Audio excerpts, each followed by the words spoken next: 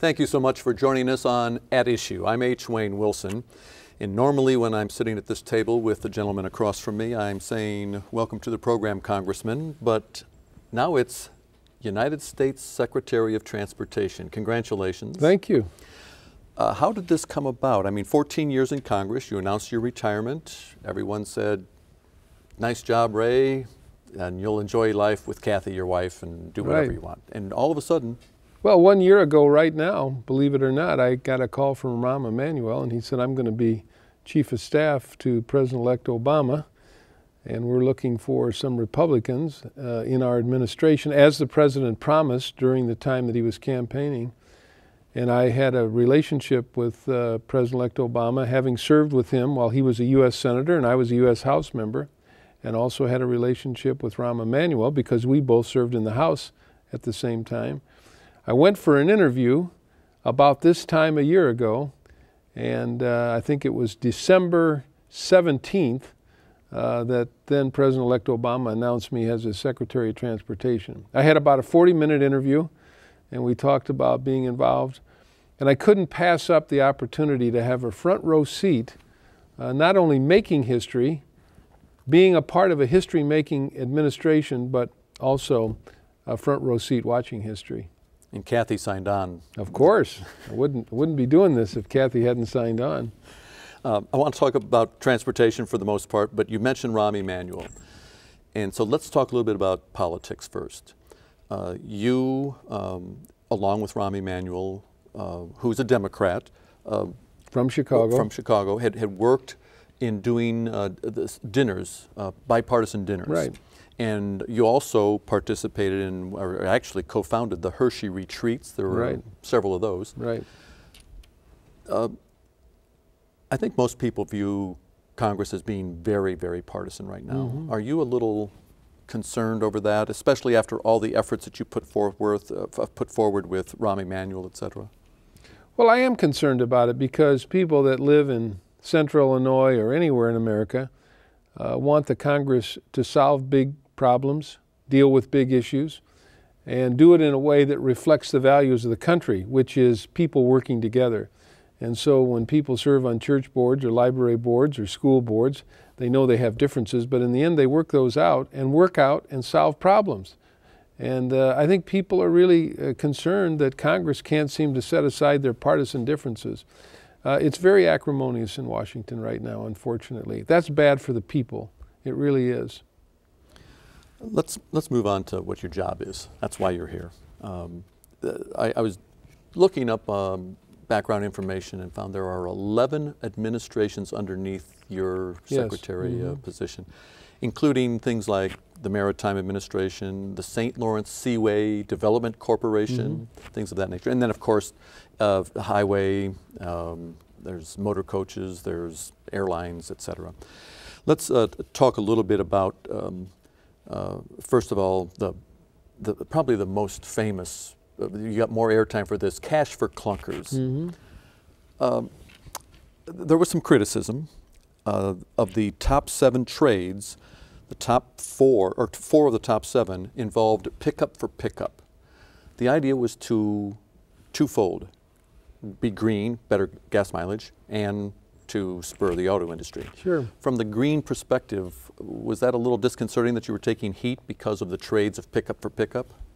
Well, not really, because I think the newer models of pickups get better gas mileage, and you had to show that you were actually purchasing a car that was going to get at least 4 miles per gallon better than the one you were trading in. And if you could prove that, then you were able to get a $4,500 rebate. That program was able to enable car dealers to sell 700,000 cars in less than 30 days. That has never been done in the history of the automobile industry. It was a lifeline for the automobile industry. For the people that made the loans, it was obviously beneficial. For the junk dealers who received the cars, it was beneficial. For the sales tax that was paid to local and state government, it was beneficial. This was a win-win for our economy, not just for the automobile industry, but for many other segments of the economy. And it was very successful. And the engines were destroyed? The engines were destroyed immediately upon the sale. they put chemical in the engines and then ship them off to junkyards. Staying with automobiles, CAFE standards, mileage standards, you've got some pretty steep standards for manufacturers to meet in the upcoming years. When we came into this job, the President called the EPA administrator and myself and asked us to work together to set higher standards for light trucks and cars, and by 2012 the standard will be a little over 25 miles per gallon. By 2016 it will be 35 miles per gallon in every state, no waivers, and the automobile manufacturers worked with us on setting these standards so that they could meet these standards by 2012 and 2016. These are awfully high standards, and they will clean up the air in America and take a lot of CO2 out of the air. When you talk about no waivers, that's the California situation where they had separate standards from... Exactly, exactly. 25 and 35 are the goals. That's just 2 years from now. Is that on average? 2012 it's 25, 2016 average 35. Average. Right. Okay. Let's move on to the American Recovery and Reinvestment Act. A lot of money went into transportation. $48 billion.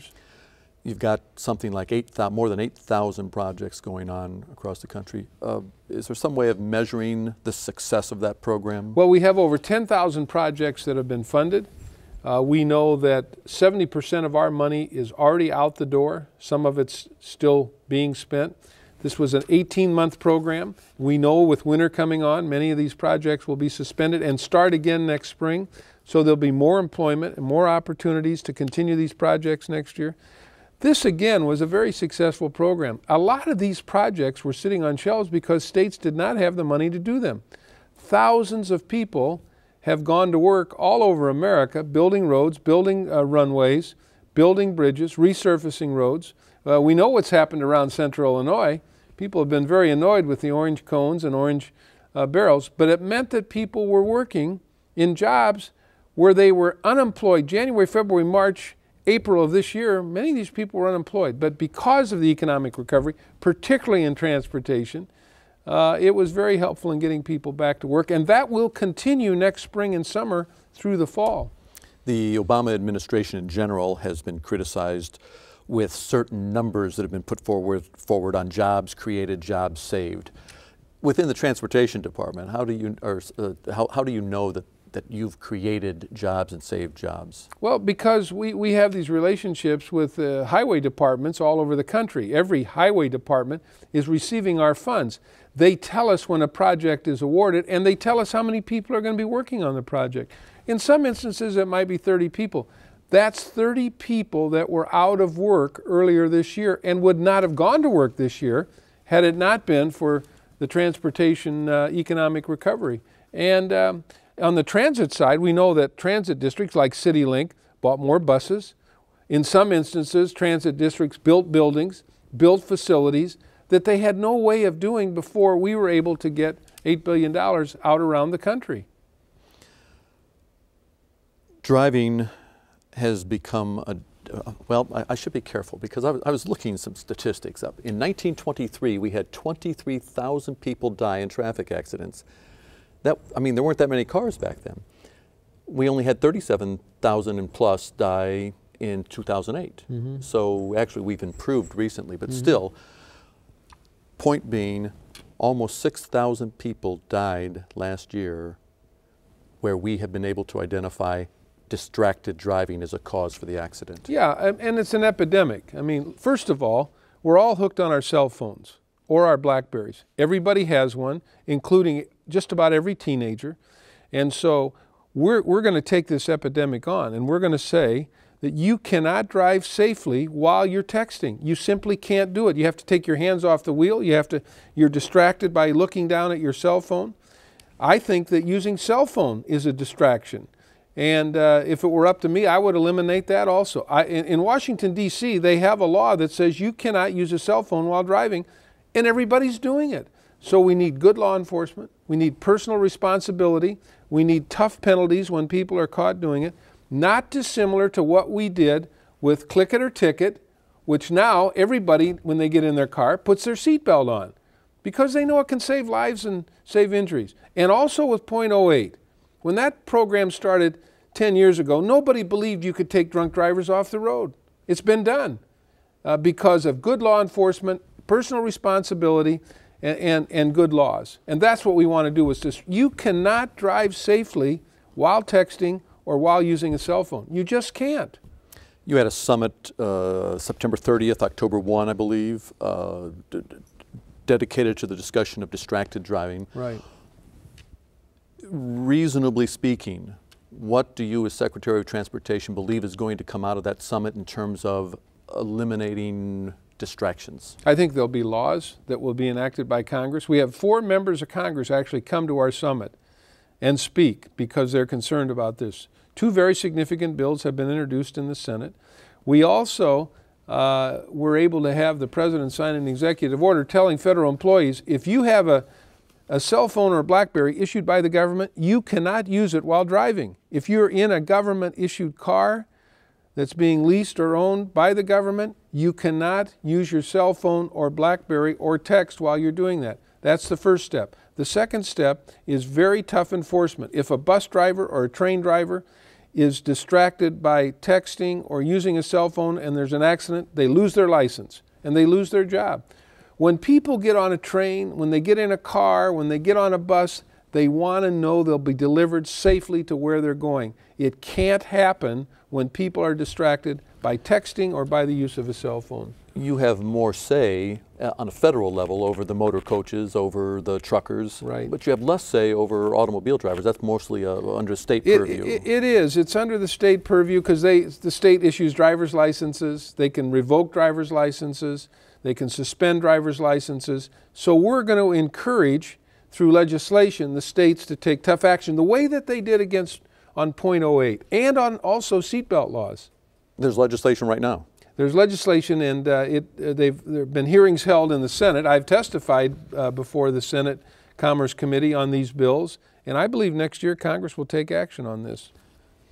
What is distracted driving? You've mentioned cell phones and you mentioned cell texting. Phones, texting while driving, eating a hamburger, trying to drink a cup of coffee, shaving, putting your makeup on, this legislation, trying to fix your GPS system. The legislation addresses those issues? It addresses texting while driving and cell phone use. But all of these are distractions. But the epidemic is really with the cell phone use. Trains. You've been on a lot of high-speed trains. I've been to 4 countries. Yes, I have. Yeah. There's several places, the West Coast, East Coast, and the St. Louis-Chicago corridor are earmarked for high-speed rail potentially. Amtrak numbers came out just a couple of weeks ago. The Amtrak ridership is about the same.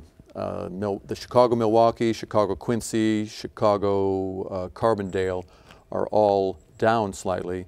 St. Louis-Chicago is up slightly. So you're moving forward with high-speed rail. How real is that going to be, going through Normal? Well, it's a proposal that's pending within our department. We have lots of proposals, so I'm not prepared to say at this moment that that will be funded, but it's certainly a very viable proposal.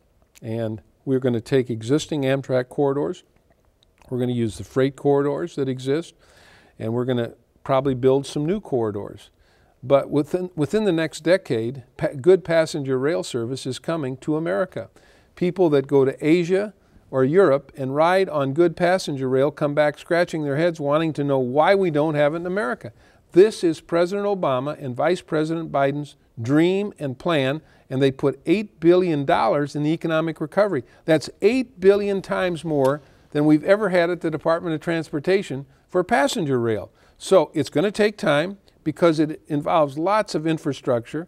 We want to get it right. We want to use existing lines, some freight lines, but there'll also be some new infrastructure. When mentioning freight lines, we know part of the problem with Amtrak service is that Amtrak uses a lot of freight line. Right. And freight takes precedence because they own it. Right. So what kind of guarantee are we going to have that even though we have high-speed rail, that we won't be derailed, so to speak, because there's a freight train on the line? Well, because the freight rail operators, there's 4 big companies. We've met with all of them. They know this is something that the president really wants to happen. They know it's something that he's asked the DOT to implement, and they're going to work with us. We'll work these things out. They're not going to stand in the way of it. They won't be obstructionists. They know this is good for them also. The high-speed rail corridor will go through Normal, Bloomington Normal. Well, the proposal is from Chicago to St. Louis, and they're building a new Amtrak station in Normal. And my advice to people in this part of central Illinois has been maybe look at the possibility of a light rail system that would deliver people from Peoria to Normal, that maybe would run along the same alignment as Interstate 74. And how fast are we talking about? Not the light rail, the high speed. I'd say we're looking at 5 to 10 years when you know, it'll take some time to develop this. Not dissimilar to the time that it took to develop the interstate system. It took 4 decades, but we have a state-of-the-art interstate system, second to none anywhere in the world. Took longer than 4 decades because I'll tell you a little story. 1919, then Colonel Eisenhower took a truck convoy from Washington, D.C. to San Francisco, and that's when he first decided that we needed a divided highway system in America. Okay. 1919. All right. And so, that aside, so how fast are the trains going to go?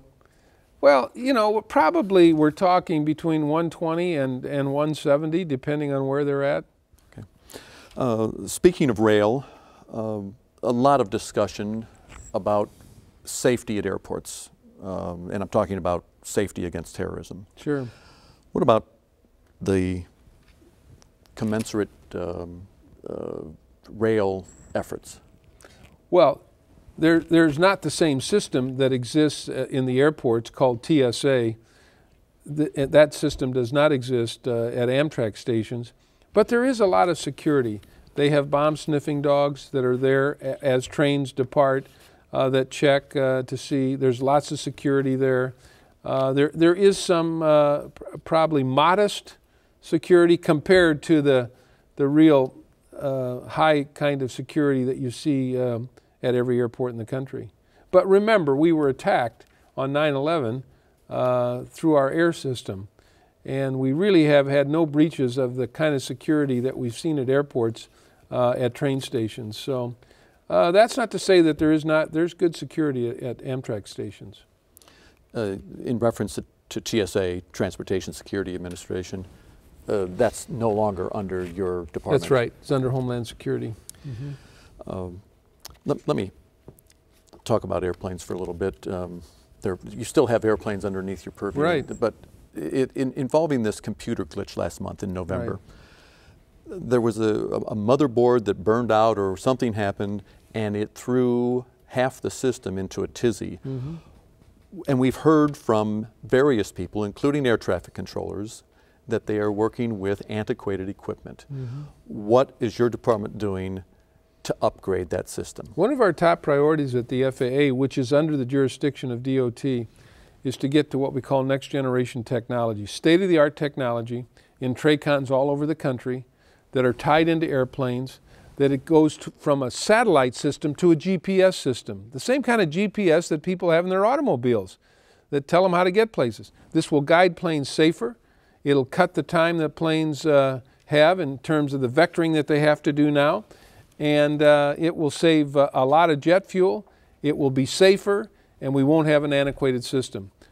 Some people say it will take 2 decades to get that done. We think we can get it done in the next 5 or 6 years. It'll take a tremendous amount of resources because the airline industry simply does not have the money, and this equipment has to be compatible with the equipment that's in the TRACONs. So are you saying that DOT might help fund the upgrade in equipment for the airlines? We're talking with the airlines, and we're talking with the leadership at the White House about this, folks in the budget office, and there seems to be the idea that since the airline industry is hurting so bad that the federal government may step up, not dissimilar to what we've done with the automobile industry and some other industries where we've front-loaded the opportunity to really get this technology in place in order for safety not to be compromised and in order that we don't have these glitches that you spoke of.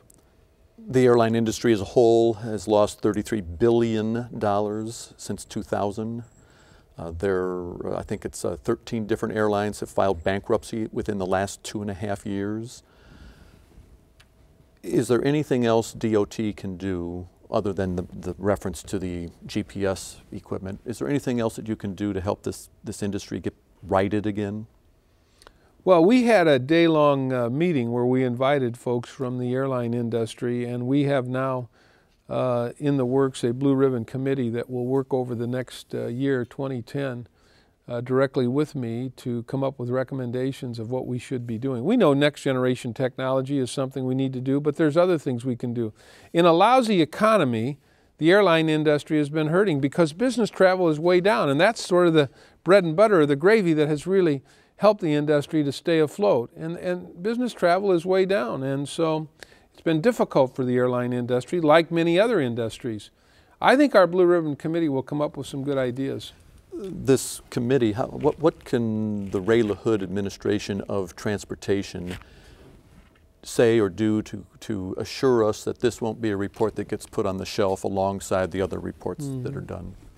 Well, I'm not going to let that happen, for one thing. We're committed to getting a small group of people, not a big group, but a small group of people who know something about the airline industry, know something about business, together and come up with some good ideas, and then we'll implement them.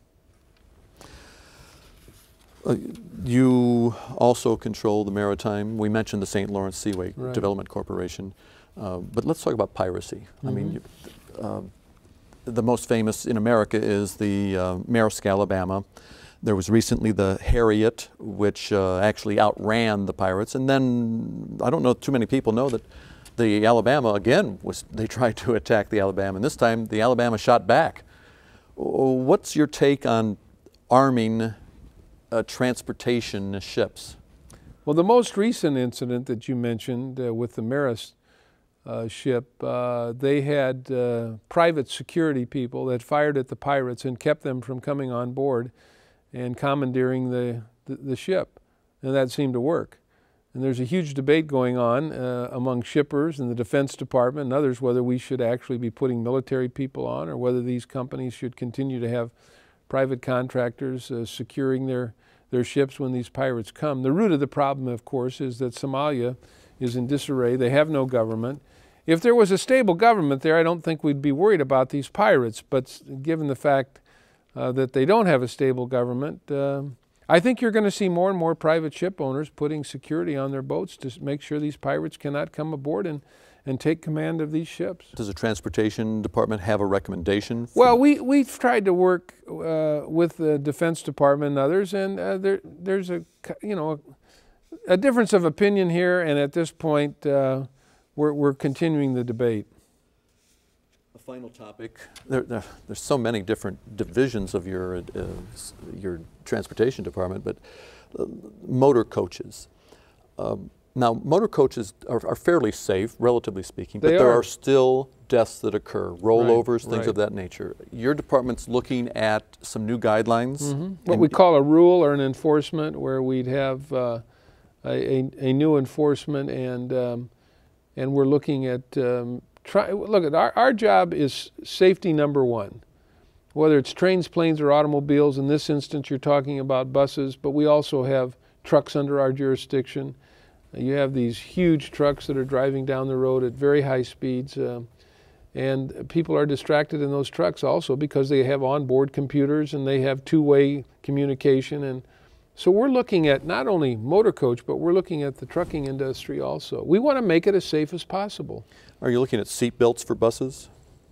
We have looked at that, and we will continue to evaluate it. Not only seat belt for buses, but in some instances, seat belt for school buses, which are more regulated by the state. But that all involves the safety aspect of our job. Overall take on you were in Congress for 14 years. All of a sudden, you're part of the administration. You're one of 2 Republican cabinet members in a Democratic administration. What's your view? I have a front row seat on watching history. What an opportunity. And I never dreamed when I was growing up in Peoria, no one ever thought that Ray LaHood was going to be the Secretary of Transportation. And when I retired I really didn't know that this opportunity would present itself. So no problem as a Republican in a Democratic administration? Not at all, not at all. I have many friends in Congress on both sides of the aisle, and I've been warmly welcomed by this administration, from the President to the Vice President to every cabinet member. Secretary of Transportation Ray LaHood, thank you so much for joining us. Thank you, H. I appreciate it. Good to be with you. The 16th Secretary of the Department of Transportation, which began on April the 1st, 1967. We thank you for being with us, and please join us again next week. We'll have a discussion about the charter school possibility in Peoria. Dr. Cindy Fisher and others will be here to discuss whether or not Peoria should have a charter school. Join us then on the next At Issue